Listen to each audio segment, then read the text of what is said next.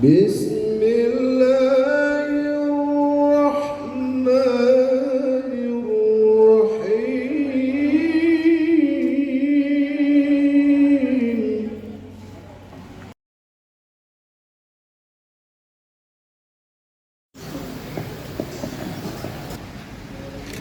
Laqad kana lakum fi rasulillahi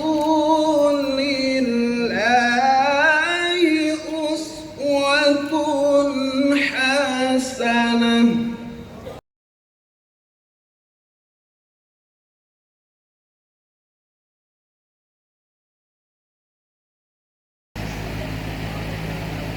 Ya Nabi, salam alaika,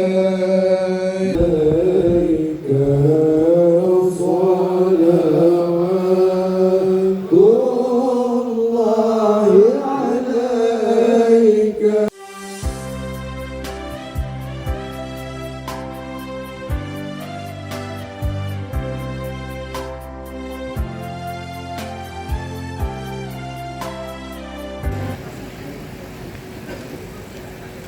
Esensi dari peringatan Maulid itu sendiri adalah bagaimana kita bisa menjadikan Rasulullah sebagai suri teladan kita dalam hal apapun.